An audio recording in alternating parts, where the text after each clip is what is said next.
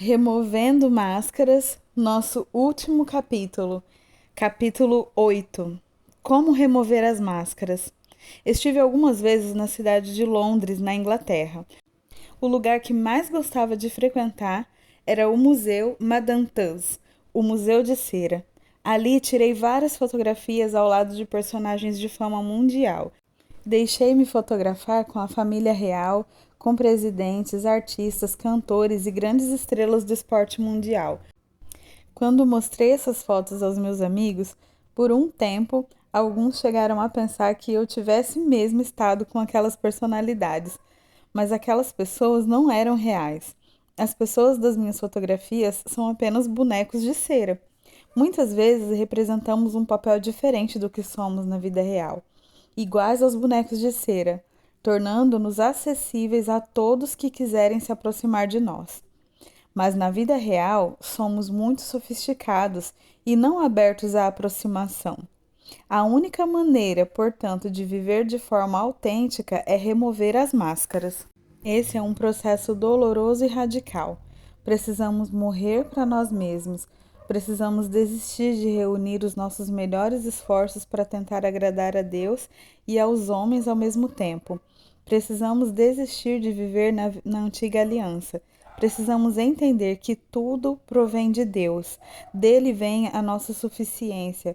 O poder para viver uma vida íntegra e transparente vem de Deus e não de nós. Como então remover as máscaras? As máscaras são removidas pela transformação operada por Jesus.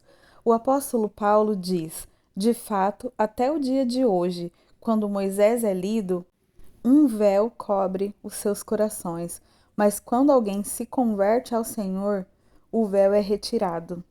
Isso está em 2 Coríntios 3, do 15 ao 16. A conversão é uma obra exclusiva e soberana de Deus em nós.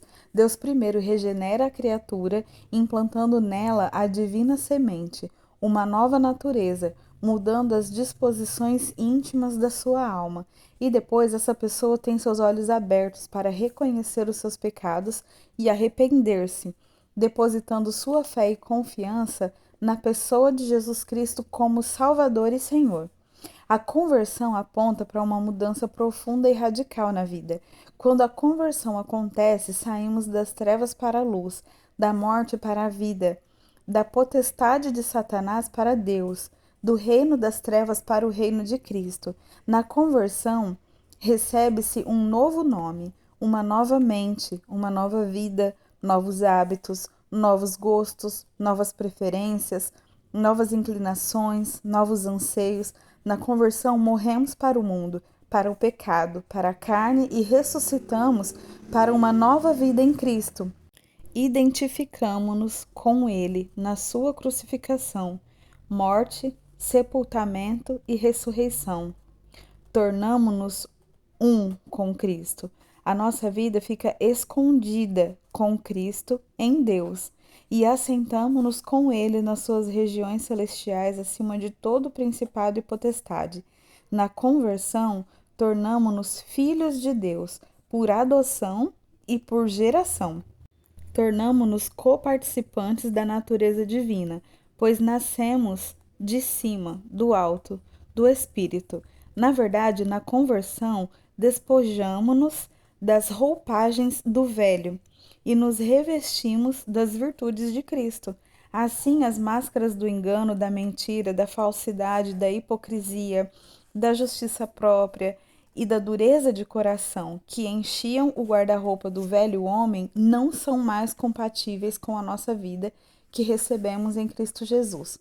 A conversão fala de uma nova vida, uma vida digna de Deus, digna do Evangelho, vivida para o íntegro agrado de Deus, no poder do Espírito Santo. Viver em Cristo é viver na verdade, é viver na luz, é viver sem máscara. Quando nos convertemos a Cristo, quando nos voltamos para Ele, essas máscaras são arrancadas. Jesus, durante o seu ministério, sempre procurou tirar as máscaras das pessoas antes de curá-las. Jesus entrou na sinagoga num dia de sábado. Lá havia dois tipos de gente: os que foram para censurar e o que foi para esconder-se. Os fariseus estavam ali apenas para fiscalizar a Jesus, para vasculhar a sua vida e tentar encontrar uma falha para acusá-lo. Os fariseus iam à casa de Deus não para adorar, mas para procurar a falha dos outros. Eles não olhavam para si mesmos, mas investigavam os outros. Eles não viam os seus erros.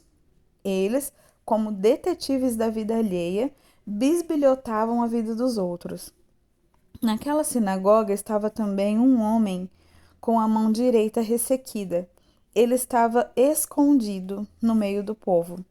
Antes de curá-lo, Jesus remove-lhe o escudo protetor. Arranca-lhe a máscara por trás da qual ele vivia.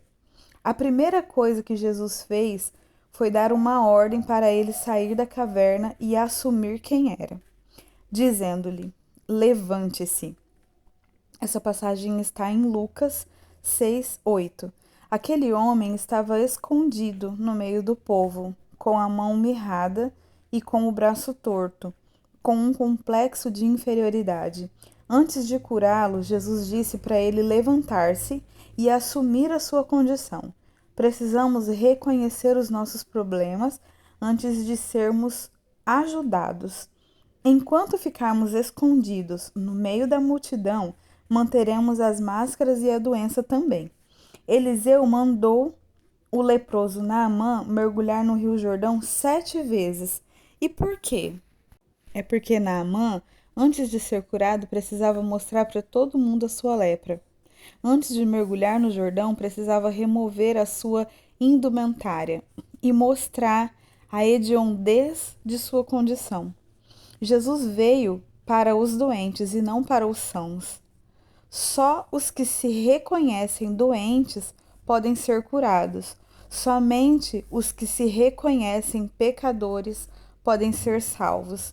A segunda coisa que Jesus fez foi dar uma ordem àquele homem da mão ressequida, para vencer os seus preconceitos, traumas e medos, dizendo-lhe: venha para o meio. Os bonecos de cera nunca mudam de humor. Eles estão sempre com um belo semblante. Eles nunca se exasperam pelo fato da multidão se aproximar para uma nova foto. Mas eles também não têm vida. Não adianta tentar ser quem não somos. Não adianta tentar esconder-se, viver à margem do caminho ou escondido no meio da multidão. Isso não nos ajuda. Viver escondido não é uma atitude segura. Precisamos ter coragem para vencer os nossos medos, as nossas fobias. Precisamos vencer o medo das críticas. Precisamos triunfar sobre o medo de sermos rejeitados e criticados. Precisamos assumir que temos a mão mirrada, se queremos ver o milagre da cura acontecendo em nossa vida. A terceira coisa que Jesus fez foi encorajar aquele homem a crer no impossível. Disse-lhe Jesus: estenda a mão, e ele a estendeu, e ela foi restaurada. Essa passagem está em Lucas 6:10. As máscaras caem quando cremos que Jesus tem poder para curar as nossas deformidades. Ele tem poder para endireitar o que está torto em nossa vida. Ele tem autoridade para restaurar o que está mirrado em nosso caráter. Lucas diz que era a mão direita desse homem que estava mirrada. A mão direita fala do trabalho, da força, da destreza, da ação. Esse homem estava impotente, complexado, escondido, mas Jesus o fez levantar-se. Jesus lhe encorajou a enfrentar a realidade. Jesus lhe deu forças para vencer os preconceitos e experimentar o milagre da cura. As máscaras caem quando cremos, pois quando cremos, o milagre da transformação acontece em nossa vida. As máscaras são removidas pela transformação e operada pelo Espírito Santo. O apóstolo Paulo aborda esse assunto com as seguintes palavras: ora, o Senhor é o Espírito, e onde está o Espírito do Senhor, ali habita a liberdade. E todos nós que com a face descoberta contemplamos a glória do Senhor, segundo a sua imagem, estamos sendo transformados com a glória cada vez maior, ao qual vem do Senhor, que é o Espírito. Essa passagem está em 2 Coríntios 3, 17 e 18.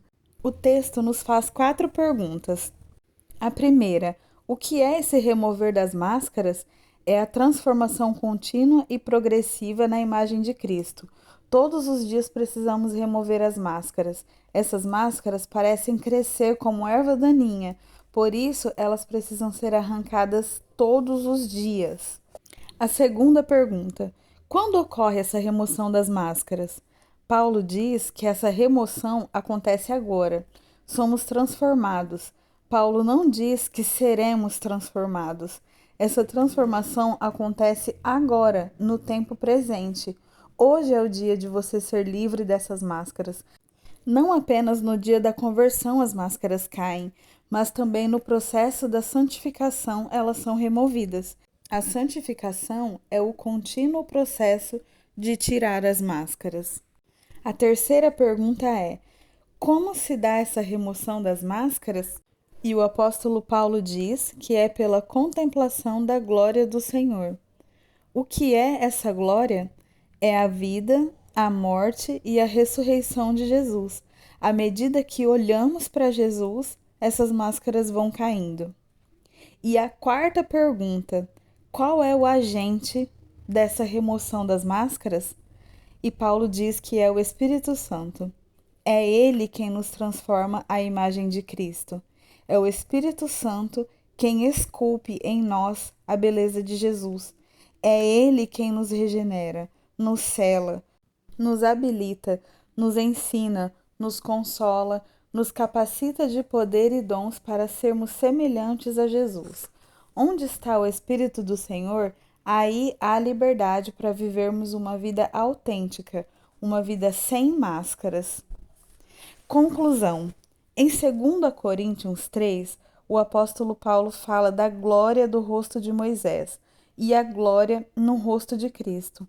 A glória da face de Moisés era uma glória devanecente e a glória na face de Cristo é uma glória permanente. Sabe por que a glória do rosto de Moisés era uma glória transitória? É porque a glória no rosto de Moisés simboliza a lei. E o que é a lei? A lei me dá uma ordem. Faça isso ou faça aquilo. E eu tento fazer o melhor para Deus e fracasso. Isso porque eu não consigo fazer nada de bom por mim mesmo. O problema não é a lei. Ela é boa, justa, santa e espiritual. Isso nos ensina em Romanos 7:12. Mas nós somos carnais e inclinados ao pecado. A lei não foi capaz de nos conduzir ao triunfo, porque estava enfraquecida pela carne. A glória da lei vai desvanecendo, porque ela revela o melhor que fazemos para Deus, e esse melhor não é suficiente. E por que a glória do rosto de Jesus não é desvanecente? Porque quando eu olho para a glória de Jesus, eu sou transformado progressivamente. É porque a glória da face de Jesus representa o Evangelho.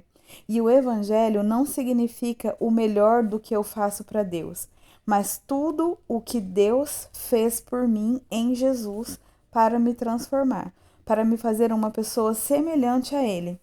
Quando olhamos para Jesus, pelo que Ele fez por nós, através da sua vida, morte e ressurreição, somos então, pela fé do Espírito Santo, regenerados e transformados de glória em glória. Não precisamos mais nos esconder. Não precisamos mais ser tímidos como Moisés, colocando um véu na face. Não precisamos mais usar máscaras. Deus providenciou todos os meios para vivermos vitoriosamente. Não precisamos mais viver como atores, fazendo da vida um teatro. O poder que opera em nós agora não é o poder da carne, mas o poder do Espírito Santo. Foi para a liberdade que Deus nos libertou. Vivamos como filhos da liberdade. Vivamos como filhos da luz. Vivamos sem máscaras.